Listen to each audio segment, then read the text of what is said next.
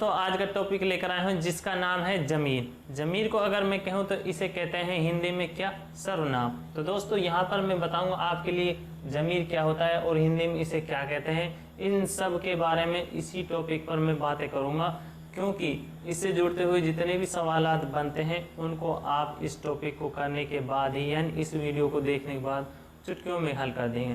क्योंकि मैं आपके सामने ऐसा सरल आसान तरीके में इस टॉपिक को कराऊंगा, जिस तरह आप इसको हिंदी में पढ़ते हैं उसी तरह आपको उर्दू में पढ़ाऊंगा। तो दोस्तों इस वीडियो को शुरू से आखिर तक देखना, और नए हैं तो चैनल को सब्सक्राइब कर लेना, जैसे कि आने वाली हर अपडेट आप तक पहुंचती रहे। तो चलिए इसकी करते हैं शुरुआत।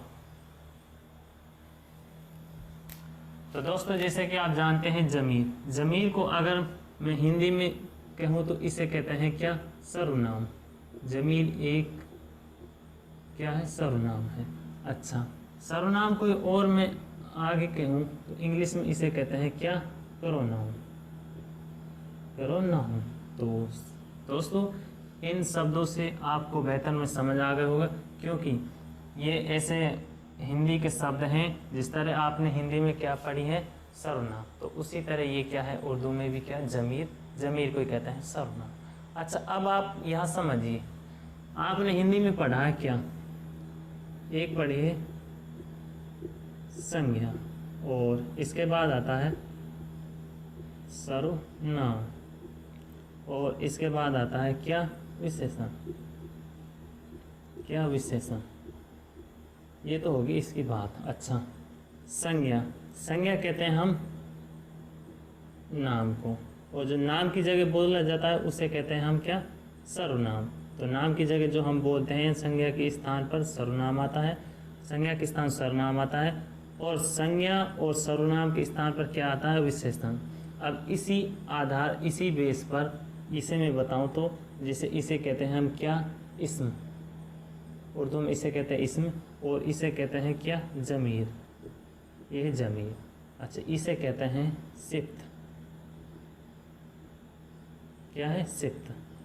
अब यहाँ समझ लीजिए, इस्म की जगह इस्तेमाल होने वाले, जो इस्म की जगह बोले जाते अल्फाज हैं उन्हें कहते हैं हम जमीर। जमीर और इस्म की जगह जो हम अल्फाजों को इस्तेमाल करते हैं वे आते हैं सिफ्त में। तो इसी तरह है, जिस तरह हिंदी में है उसी तरह क्या है उर्दू में है। तो यहाँ पर आप समझ गए होंगे कि जैसे संज्ञा कहते हैं नाम को, और नाम की जगह जो बोला जाता है उसे कहते हैं सर्वनाम। संज्ञा और सर्वनाम की विशेषताएं बताते हैं उसे कहते हैं विशेषण। तो चलिए अब मैं इसकी सीधे बात करता हूँ किस पर, तारीफ पर। इसकी तारीफ क्या है। अच्छा, तारीफ जैसे जो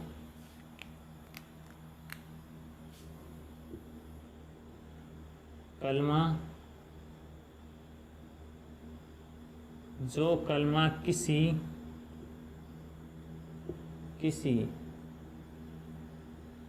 इस्म की, यानी इस्म के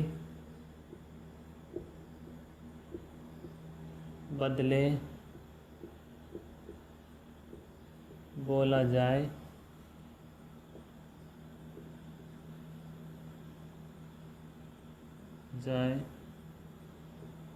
उसको जमीर कहते हैं। क्या कहते हैं, जमीर कहते हैं।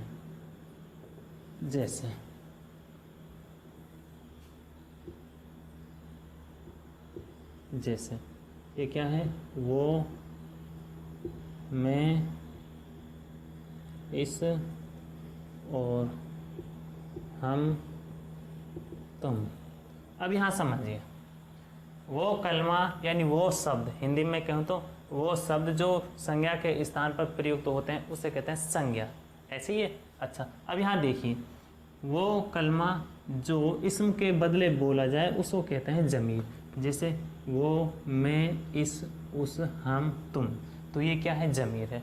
अब बात करते हैं हम इससे आगे किस पर, जमीर की किस्में कितनी हैं इस पर बातें करेंगे। जमीर की किस्में हैं, जमीर की किस्में हैं 5। जमीर की अगर किस्मों की बात करूँ तो मैं क्या है, जमीर की किस्में हैं, इसकी किस्में हैं 5। क्या है, 5 है, और इसे कहते हैं 5। अब यहाँ समझ लीजिए इसकी किस्म 5 कौन कौन सी है। जैसे ये है, आपने ये सुना है उर्दू में क्या, शख्स, और आगे मैं लिख दूँ ज़मीर, ज़मीर शख्स, और इससे आगे है क्या, ज़मीर शख्स और मौसूला, ज़मीर मौसूला, ज़मीर में लगा नहीं रहा, आप लगा लेना उसको। और इससे आगे है इस्तिफ़ामिया,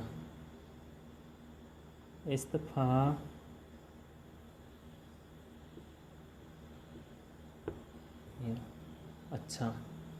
और इससे आगे नंबर 4 पर है तनकीर, क्या है, तनकीर। और नंबर 5 पे है इशारा, क्या है, इशारा। तो ये क्या है, ये ज़मीर की 5 किस्म है।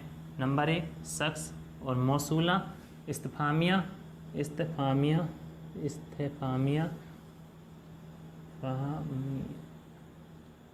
फहामिया और तनकीर और इशारा। ये क्या है, ये ज़मीर की 5 किस्में हैं। अब इससे आगे समझिए, ज़मीर की 5 किस्में हैं। एक पुरुषवाचक सर्वनाम होता है, इसे मैं हिंदी में लिखूं, इसे कहते हैं क्या, पुरुषवाचक सर्वनाम। क्या है पुरुषवाचक सर्वनाम, ये है संबंधवाचक सर्वनाम। क्या है, संबंधवाचक सर्वनाम। ये है प्रश्नवाचक सर्वनाम। और ये है अनिश्चय या निश्चयवाचक सर्वनाम। अच्छा, ये निश्चयवाचक में आ सकता है और अनिश्चय में, दोनों में हो सकता है, लेकिन इसका जो तनकीर है इसका मायने होता है अनिश्चय, जहाँ पर किसी निश्चित मात्रा का पता ना हो। तो मात्रा में भी आ सकता है, किसी के लिए वैसे भी आ सकता है। अच्छा, यहाँ बात करें हैं इशारा। इशारा का मतलब क्या होता है, जैसे किसी के लिए इशारा करना, संकेत, और इसे कहेंगे हम संकेत वाचक सर्वनाम। क्या है, संकेत वाचक सर्वनाम। तो दोस्तों यहाँ पर मैंने बताया आपके लिए ज़मीर की किस्में 5 है, हिंदी में बता दिया। हिंदी में भी यही वे किस्म है जो आपको उर्दू में देखने को मिली है। अब मैं बात करता हूँ कि हिंदी में पुरुषवाचक सर्वनाम की 3 किस्म होती हैं। पढ़ा आपने, हिंदी में जो पुरुषवाचक सर्वनाम है उसकी 3 प्रकार है, यानी जिसे भेद भी कहते हैं, उस कहते हैं। जैसे आपने पढ़ा है ये उत्तम पुरुष, क्या है, उत्तम पुरुष। अच्छा, इसे हटा दो, यहाँ पर दिख नहीं रहा होगा आपको। जैसे सीधे ही बात करता हूँ मैं, ये है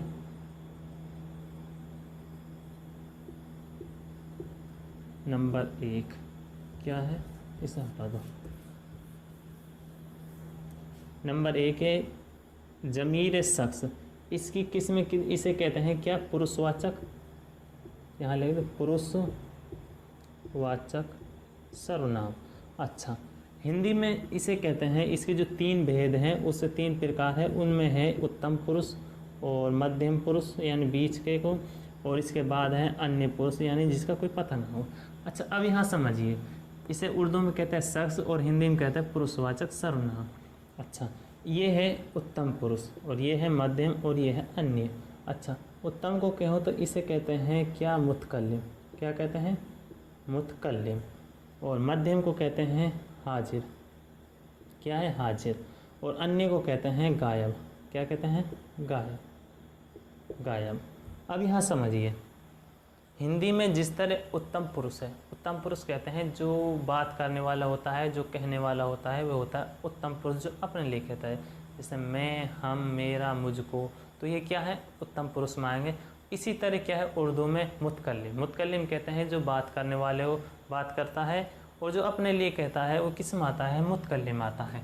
जैसे ये क्या है, मैं और मेरा और मुझे, ये इस तरह से जो अल्फाज है किस में जाएगा, मुतकल्लिम। अब बात करते हैं हम मध्यम की। मध्यम कहते हैं जिससे जो सुनने वाला होता है उसको कहते हैं मध्यम। जो सुनने वाला होता है उसे मध्यम कहते हैं, यानी जो हमारे सामने है और जो हमारी बात को सुन रहा है। जैसे मैं बोल रहा हूँ तो आप सुन रहे हैं, मैं बोल रहा हूँ, मैं क्या हूँ, उत्तम हूँ, और आप मुझे देख रहे हैं, आप मेरी नज़रों के सामने, आप मुझे अपनी नज़रों के सामने कर कर सुन रहे हैं, तो आप क्या हो, जब आप सुन रहे हैं मेरी बात को तो आप हैं मध्यम, और मैं कह रहा हूँ तो मैं हूँ उत्तम। क्या हूँ मैं? उत्तम। और मैं यहाँ पर कहने वाला हूँ, तो ये क्या है? मुतकल्लिम, यानी जो कह रहा है वो मुतकल्लिम है, और जो सुन रहा है वो क्या है? हाजिर है। जिसमें सुनने वाला हो उसे कहते हैं हाजिर। और अब बात करते हैं जैसे हाजिर हैं। अब इससे आगे बात करते हैं हम किसकी? अन्य की। अन्य में आता है गायब। क्या आता है? गायब। जो हमारी आंखों के सामने ना हो, जिसकी हम बातें कर रहे हैं सिर्फ, जैसे वो, उसका, इसका, तो आपको यहाँ से समझ में आ जाएगा। गायब कहते हैं जो हमारे सामने ना हो, जैसे वो है, इसका है, उसका है, तो यहाँ पर ये है। तो दोस्तों यहाँ पर बात हुई किसकी? ज़मीर शख्स की। अब बात करता हूँ मैं ज़मीर मौसूला। ज़मीर मौसूला नंबर 2 डालकर यहाँ पर लिखना ज़मीर मौसूला। ज़मीर मौसूला, ज़मीर मौसूला। तो यहाँ पर समझिए ज़मीर मौसूला क्या होता है? इसे कहते हैं संबंध।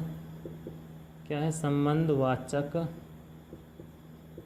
सर्वनाम। अच्छा, जैसे आपसे कहूँ मैं संबंध का मतलब होता है एक दूसरे को जोड़ना, जो जोड़ने वाला होता है उसे कहते हैं संबंधवाचक। अच्छा, अब बताऊँ मैं आपके लिए यहाँ पर सीधी ही इसकी मिसाल से समझाऊंगा कि मिसाल से आप अच्छे से समझ जाएंगे। जैसे ये है मिसाल, जैसे वो किताब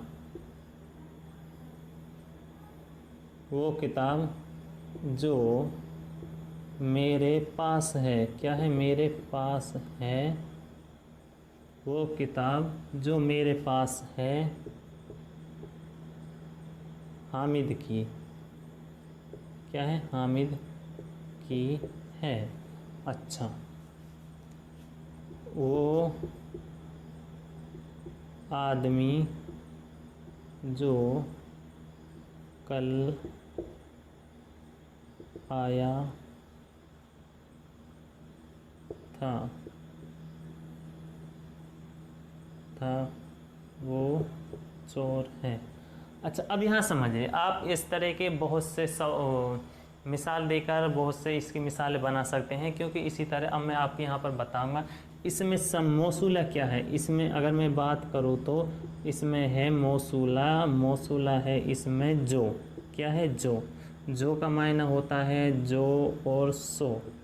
आपने पढ़ा होगा इसे हिंदी में, हिंदी ग्रामर या हिंदी व्याकरण में काफ़ी बार पढ़ा होगा। जो और सो होता है वो हमेशा क्या होता है? एक दूसरे को जोड़ने का काम करता है, वो जो सो में आता है।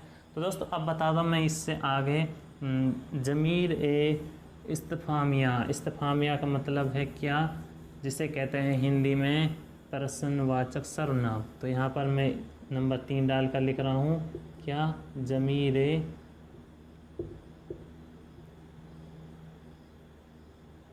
इस्तिफ़ामिया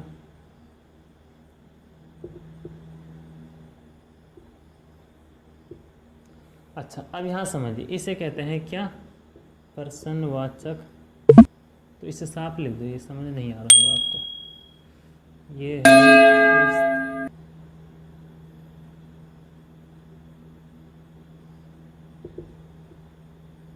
इस्तिफ़ामिया।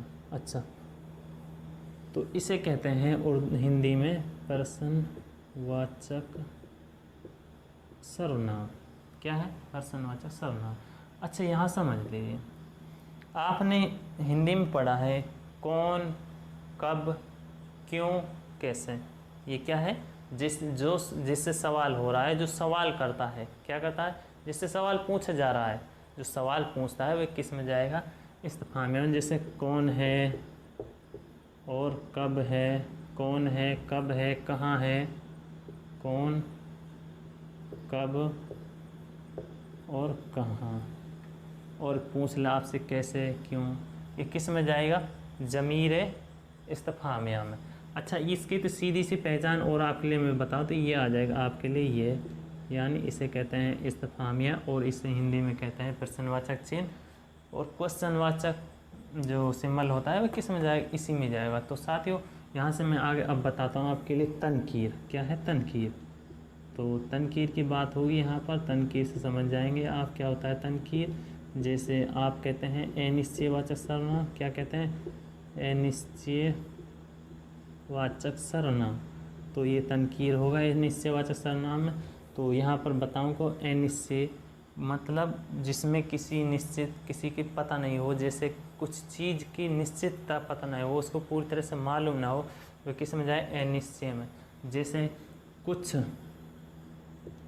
कोई और क्या है, कोई और कुछ, ये इस तरह से आएगा। जैसे मैं आपसे कहूँ कुछ चीज़ ला, कुछ पानी ला, कुछ आपसे कहे कोई कुछ पानी लिया यानी कुछ चीज़ ला, तो इस तरह आएगा। आपसे कोई सवाल करेगा और आप उससे कहेगा कि मेरे लिए कुछ चीज़ें लिया, कुछ पानी लिया, तो इस तरह से जो आपसे मंगाएगा तो आप यहाँ पर समझ जाएंगे। जैसे और आपसे कहे कोई घर पर आया है, कोई दरवाजे पर खड़ा है, तो ये किस में जाएगा, किसी का मालूम तो यहाँ पर नहीं है पहले से ही, लेकिन अनिश्चितता है, किसी को कुछ पता नहीं है। ये आ सकता है किसी पदार्थ के लिए भी आ सकता है, किसी चीज़ के लिए भी आ सकता है, और किसी पर्सन के लिए भी आ सकता है कि ये हम इस तरह से सवाल आप सामने आ सकता है। और इसकी सही मात्रा में मैं बताऊं तो आपके लिए क्या है कि जिसके बारे में कुछ मालूम ना हो रहा है, तो वो किस में जाएगा, अनिश्चय में। तो ये इससे आप समझ जाएंगे, इसको कहते हैं तनकीर। अब बात करते हैं हम नंबर 5 पर, जिसे कहते हैं हम क्या, इशारा। क्या कहते हैं, इशारा। अच्छा, इशारा, इशारे कहते हैं हम क्या, संकेत,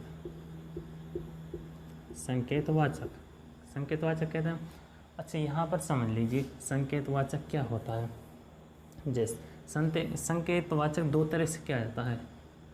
कितने तरह से, दो तरह से। एक तो किया जाता है नज़दीक के लिए, किसके लिए, जिसे कहते हैं हम निकट और या पास के लिए, पास के लिए। इसे कहते हैं दूर के लिए, जिसमें दूर की बात हो। अच्छा, नज़दीक की बात होगी तो ये, दूर की बात होगी तो क्या होगी, वो होगी, नहीं होगी, वो।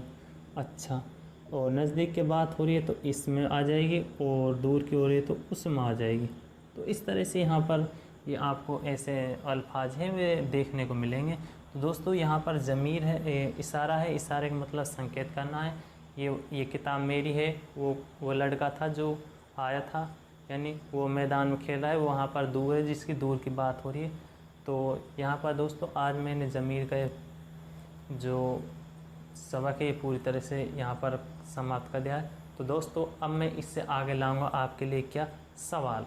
उन सवालों में आप इसके हर जवाब को आप आसानी से दे पाएंगे। तो दोस्तों फिर मिलेंगे एक और अगली वीडियो के साथ।